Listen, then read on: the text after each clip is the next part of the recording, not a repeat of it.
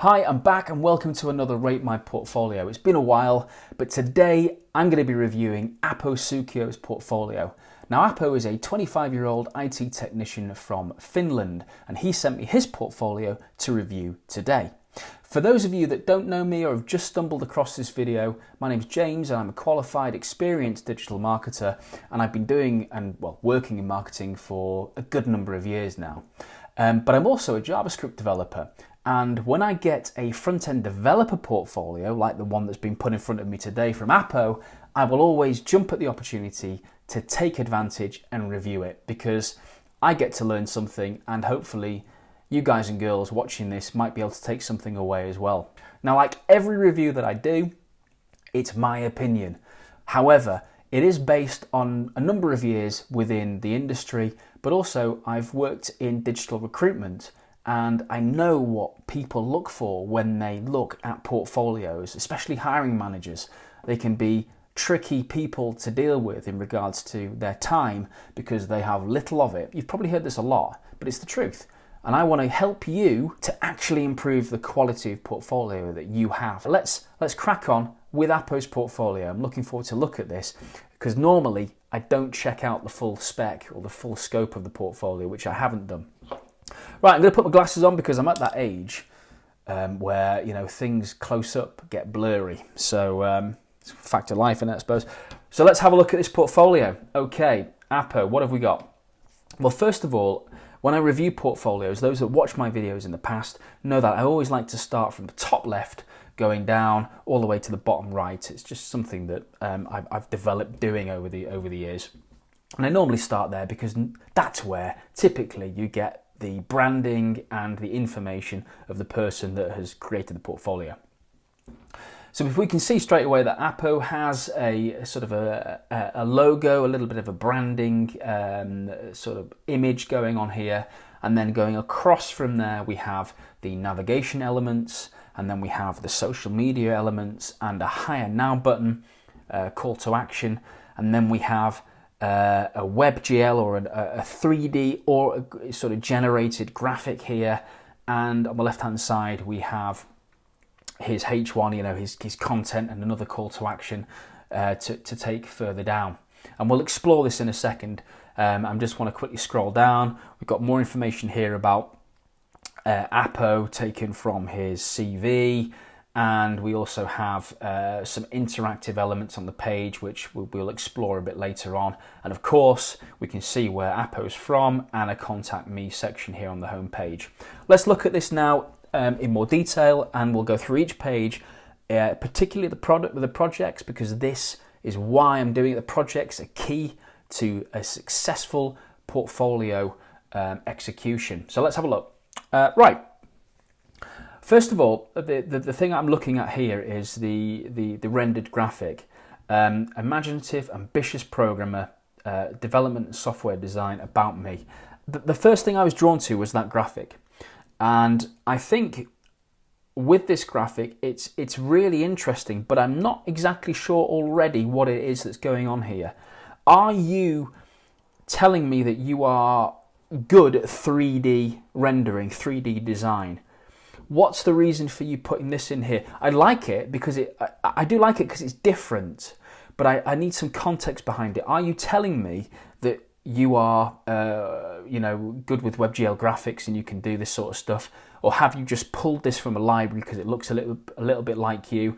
Or are you telling me that you have some expertise and you've incorporated 3D images or 3D rendering into existing projects? That's something we need to look at. I need that link, because all of a sudden I'm thinking, okay, what are you? Are you a designer of some sort, or are you a programmer?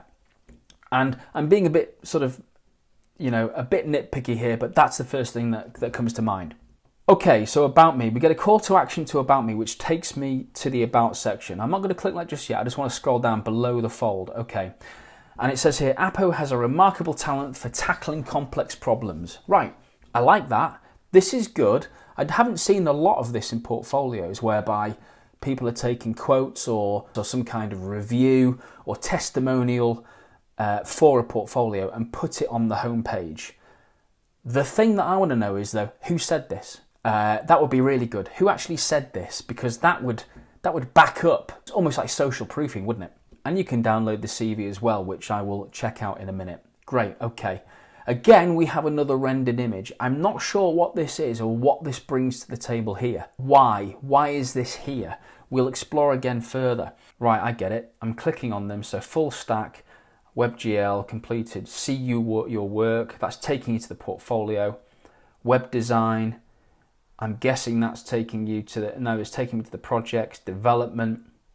That's taking me to the projects page and other work. Okay, so what we have really here is we have 4 elements that really just continually link to the projects page that render a new graphic. But I like the little descriptions in the bubbles. It gives you a little bit more context with each, that you enjoy hackathons, competitive programming, and maybe we'll see some evidence of this as well. Maybe we'll see some evidence of your hackathons and competitive programming, which again is something I haven't seen a lot of in these types of portfolios. So that's something that's, I think, is a big tick in the box. And then we scroll back down right to the bottom and we have what we can find. We can see where you live, Aapo, and then we have a contact form as well. And I will test that out right now.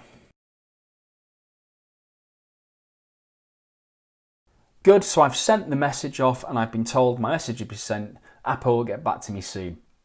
Right, let's scroll back up to the home page. I want to just click this call to action. I like clicking call to actions in the navigation. What does this do? Okay, this brings me to a sort of another set. It brings me to the contact page and I can download the CV, which is nice because it's there immediately for me, which I've done again. I can also get hold of you on LinkedIn, the mobile phone number, your email, but also you have your contact form. If there's one thing I would avoid doing, and again, just my opinion, but something that I would definitely avoid doing, is I would avoid having your mobile phone and email on your portfolio site. I think with that, you're probably, just asking for certain people to grab hold of this information or scrape it and then start spamming you from here till eternity, the end of time. So I would probably remove that and I would just keep the form, but I would get rid of mobile and email stuff immediately. I just would. Okay, one other thing as well before let's go back to the homepage. One other thing as well before we explore a bit further is I would say that with those social media icons that you have with the LinkedIn social media icon, and then you have the icon to your GitHub, is I would maybe move those to the contact page only.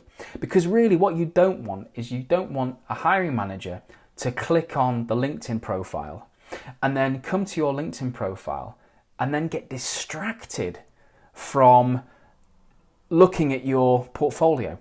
Because that's what can happen. Honestly, it really can. That's what can happen. These people can get lost and look at their messages and then they've lost you. Also with GitHub, I would probably move that as well into the project section or the the contact section, purely because there is a conversation to be had in the industry about having GitHub profiles, how relevant they are to actually your success in getting a job. There are lots of strong arguments for, but I'm seeing more and more now hiring managers and people internally, senior developers, senior hiring managers, basically saying they're not really bothered about how many green squares you have on your GitHub repository. They're actually bothered about seeing tangible projects, things that can provide value to businesses on your portfolio. But I would probably move it to somewhere else and keep people focused on you, because this is what it's all about. Your portfolio is about you, right, and your projects and how good you are as a developer. Let's have a look at the About page. Okay, here we go. Right, so yes, we get a little bit about you and we get another rendered 3D image. We know about you, so we're now scrolling down for more. We've got a skill set section here, and again, just my opinion, that's the whole reason I'm doing these things, is if I'm a hiring manager and I'm looking at this, I don't really know what this is benchmarked off. I don't really know what this actually means. I've got a sort of a bar chart, line chart, which is telling me that your object-orientated programming is better than your front-end development. But that's what I'm gaining from my experience of looking at these graphs in the past. That's what I think this means. It's not graded from 0 to 100, but even if it was, what would that even mean anyway? Yeah, you could use stars, but again, what do stars actually signify? And I think this is the problem. When you start to sort of quantify your skills, it's very difficult, because actually skills are quite difficult to quantify. What I believe is that when you are showing your portfolio, that in itself is a skill. You're showing them that you can create this stuff. You're showing the hiring manager that your front-end development is good. You're showing them that your object-oriented programming is good. You're using WebGL. You're pulling in APIs. You're doing all sorts of different bits and pieces. You're using frameworks, libraries, and your portfolio is showing this. So you don't need to express your skills. Maybe what you could do, testing and quality assurance, version control systems, cloud architecture. These are things that maybe you could show, because they are things that I don't normally see mentioned in portfolios that much. Version control systems, that's really important. That's something that gets overlooked by developers coming into the industry. I'll learn Git later. But actually, it's a really important skill. So if you can show that in another way, potentially within this section, you could just highlight those 3 areas, because testing and quality assurance, again, is something that might makes you stand out from other junior developers or other developers getting into the industry. That would be my example. That would be my thing. Get rid of the obvious stuff. People know you can do that, but focus on the areas where you think is a unique selling point. Okay, let's go down now to beyond software development. And so we have some personal insights here. We have some information about you as an individual, what it is that you like doing, your hobbies, and this is great. I would always say keep this sort of stuff in, because it gives a little bit of context to the person and gives a little bit of personality as well. And I think, overall, when you look at your website and you look at the structure of it and the colours and the contrasts of the text, you've thought about the layout. It's clean, it's bold, you can read it, and I think that's important. So overall, it's neat and tidy. So the About page is good. There's a few things potentially that you could alter, but other than that, it's looking quite good. We're getting into the meat of the review now, and I know these videos do last a bit longer than some of the other ones, but I do like to sort of get into a bit more detail. Let's have a look at projects. So we have the project page. Check out some of my recent work. CRM web app live demo behind preview button, uses free hosting, takes 2 minutes download. Okay, that's good, because obviously, free hosting, you want to be using free hosting. Why pay for something like that? It doesn't make any sense at this stage.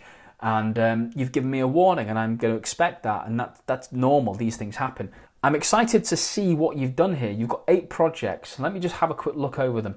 You've got a Helsinki bike app. You've got a portfolio website, which is what I'm looking at now. Online calculator. You've got the hackathon demo. There we are. You're backing up what you claimed before, which is really good. That's important. Full stack CRM web app, which you've talked about, and we'll look at this. Back-end stuff, you've got your .NET Web API, perfect. Raycasting algorithm, and you've got another React.js application. First of all, I like the mix that you have here in regards to the different technologies that you're deploying. You've got frameworks, you've got back-end, you've got APIs, you've got front-end, you've got hackathons, you've got databases. You've got a very good mix here of projects. And straight away, I'm thinking, okay, this guy has got a lot of things that they can bring to the table. I'm really keen just to have a look at this CRM web app. So let's have a look. I need to get a little bit of context here. So we have first name, last name. We're on a database, email, status. So it's a lead CRM. This is my lead tracking program, if you like, and the company. Okay, let's filter by names. We've got any by the name JA. Yeah, we've got James here, right? Perfect. So this all works nicely. If I want to add a contact, can I add a contact? Yeah, let's have a go. Not contacted, and save. Perfect. That's by mistake, but absolutely brilliant. Good. Okay, let's have a look at dashboard. Oh, great. Okay. Oh yeah. Right. So I can see I've got a pie chart here of all the contacts that are associated with the businesses that are stored in the CRM. The only thing is, which is a bit of a shame, it's not the end of the world, is that would be great to segment them, so if I clicked on them, I'd get them. Nevertheless, I can do that pretty much. I can filter by name. What if I filtered by company? AVAYA. Yeah, but I can't filter by company. But this is really good. What I like about this project is that this project tells me that you can provide some real value to business. This is not a toy app. A toy app is like a tic-tac-toe game or one of these games, a text adventure game or something like that. This is not a toy app. This is something that you have put a lot of time into and created a database, but a business can see the advantage here. Business can see the potential for employing this kind of information, something that you could build for a client, but you have that understanding, and that is absolutely brilliant. Okay, let's have a look at the hackathon stuff. I'm presented with a video. I've looked at this preview of the hackathon demo, and I understand that actually it might be difficult to get this code if you're doing it within a group, etc., or it's within a hackathon. These things can be difficult to get hold of. I can see the code. The code is in your GitHub. There's a demo app. But the page isn't found. So there's a few things here that I would say. I really like the fact that you've included this. But I would say that you're showing a video, which is great, but hiring managers probably want to see the real McCoy. They want to see the code which you provided, fair play, but actually having that app up and running would also be quite beneficial. So I think that having the video is good. The video quality is okay. It's a demo, so there's live aspects to it. But there's music, there's no sort of explanation as to what's going on in the video. So I would suggest that, and in the description of the video, there's not a lot going on either. So I would say that probably needs some more tidying up of context.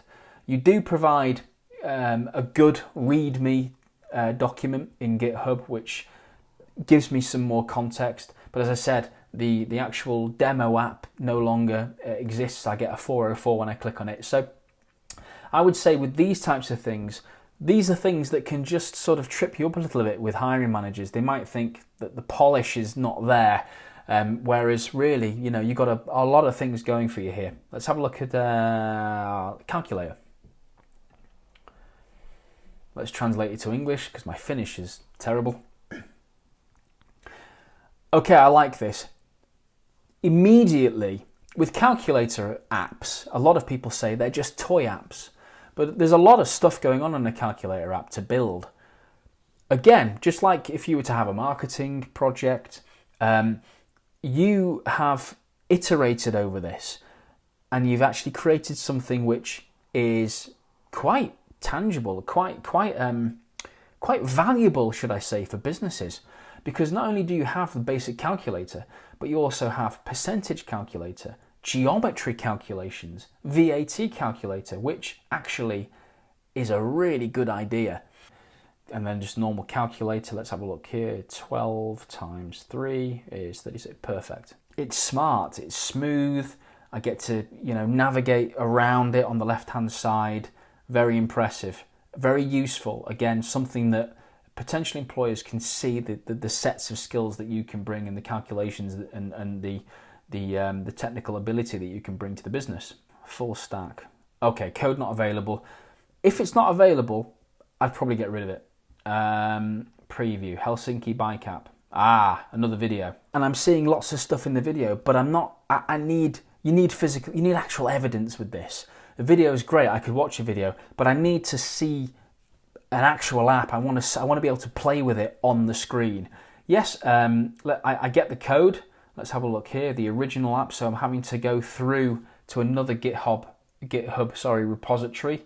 You've got this project which is really good. I'm not dismissing it at all, but you're sending me to videos and you're sending me to a number of GitHub repositories, but then I've got a number of links to click on. You're making the recruiter work. You're making me work, and they don't want to do that. They want to just see the project. They want to see the code, but they want to see the project live. That's it. They don't really want to be going around GitHub repositories. They don't want to be going through different hyperlinks. Really, it's about getting it out there nice and quick, getting it done with speed. Again, with your projects, to sum up the projects, there's a good technical breadth and width here. But I think what needs to happen is that you need to consolidate these, you need to sharpen them up and present them in a much easier way for the recruiter or the hirer. Think about, not sending them to different places. If you need to make another page in your portfolio, which then documents all the bits and pieces, do that. But rather than send people away all the time to GitHub and to Replit and other things and other external online assets, what you do is you start to take away the focus of you and your projects, because you're giving people barriers, you're putting up obstacles, because hiring managers are lazy, and they're lazy for a reason. They just don't have the time. They want to see if you tick the boxes. They don't want to be searching whether or not you tick the boxes. The whole point of your portfolio is to make sure that you show them exactly what it is that you can do within an efficient time frame. And let's have a look at the contact page. Okay, so we've seen this before. Right, let's have a quick look now at, let's go and have a look at mobile responsiveness, etc. Let's get rid of that. Oh yeah, good. Let's put this, here we go, 100%.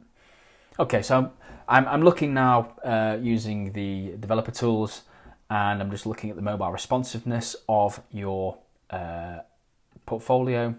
Good, we have a mobile nav. I would make that maybe a bit bigger, a little bit more sort of easier to touch. I think you could center align anchor links here for your mobile navigation. I'd even maybe put some blocks in there, give it some padding, give it a bit of color, make it easier to touch when people are on the go. I'd spread out your social media icons or remove those and just have the hire now button below it. Of course, let's go to the home. Let's see what the home's like. Okay, imagine there's quite a lot of gap here. Again, it's not the end of the world, but maybe you want to sort of get rid of the margin, bring that up so that people can see this, and you've got more real estate straight away in regard to the phone screen. Then we have your image. Now, I think this within mobile, I would get rid of this because it's just taking up space. I don't know what it is, so I would be inclined to remove that from the mobile app, from the mobile responsiveness of this portfolio. Then we get the quote again, and we get all of these different types of things as well, which change, which is fine. Contact me, good, okay. So looking at let's have a look on iPad. Looking at the overall structure, I would suggest that it needs a little bit tidying up. You can see there's a little bit of a rendering issue with the graphics here too. Let's have a look at the about. Oh, we're on the about. Sorry. Yeah, again, that's fine. There's a bit of clipping, of course, with the WebGL graphics. We've got a little bit here. It'd be nice to have a bit of margin on the left-hand side. Bring it in, and we've got a lot of space between some of these elements. And of course, the map there needs to be sort of either shortened or enlarged so we can see more of Finland and the Nordics. But you get what I'm saying. There are areas here where I would suggest, and here there seems to be a bit of an issue. Let's have a look. Let me just refresh though, because sometimes with developer tools it can be a little bit. They can be a little bit of a pain in the backside. Yeah, we can see. You're using, I think you're probably using grid here, aren't you? Yeah. So, sorry, you're using flex. And there's a little bit of overlap, but okay. Yeah, I would suggest that just a little bit of polish, because remember, hiring managers might get this stuff and might receive your portfolio whilst they are on a lunch break or whilst they're on their phone in a meeting, or it might be just the de facto way that they review portfolios is on mobile, because there is a design and mobile first philosophy that a lot of people take, and that's what a lot of people do. So from a hiring manager point of view, it's the details. Get these things looking good from a mobile responsive point of view and on tablet. It can be fiddly, but I do think that that would be very valuable and really improve your chances of securing work. So overall, Aapo, what do I think of your portfolio? I think there's some really good areas here. I think this would put some really interesting things that you've included. I would, again, look at the fact that you're using WebGL stuff, and I would think to yourself, okay, is it relevant? What am I showing with this? And you need to be more clear why it is that you're using these, I think. Yes, I understand that you're using WebGL libraries, etc., and 3.js, but why? What is it that makes it, so unique, and what is it that can help businesses and help these hiring managers? Why is it that these are important? The structure of your portfolio, though, is sound. It's simple to move around. However, I think with the projects, you need to revise those, tidy them up, remove the ones that don't have any sort of preview or code. They're just going to get in the way and probably annoy recruiters or hiring managers, because they'll think, why is it there? And also, if you can, think about that video could be used that highlights certain projects, but I would be creating a new page based on that project, getting a lot more context and information. I wish you the best of luck with it, and when you've refined it, please send it back, and I'll be glad to look over it again. Okay, great. Well, that pretty much sums up this portfolio review. This one's been quite a long one, but hopefully you've taken some stuff from it. And if you have a digital marketing portfolio, or you are a front-end developer that wants me to look at your portfolio, then by all means, please send it my way. You can find all the contact details in the comments section below on YouTube, and you can contact me via LinkedIn and we can have a conversation there. So I'd be keen to do that. There are some of you that have sent me portfolios in the past that I am going to get around to and review. So I appreciate those. I've got, I think, about 10 in the backlog. But please send them to me, and I will try and do them as quickly as possible. In the meantime, thanks so much. If you enjoyed this video, please at least give it a thumbs up, and by all means subscribe. And I'd be keen to also hear your thoughts on how I can improve this video, anything else you'd like to see. I'm very welcome to feedback, as long as it's constructive and friendly. And I hope that you join me on my next video. Thanks again. All the best.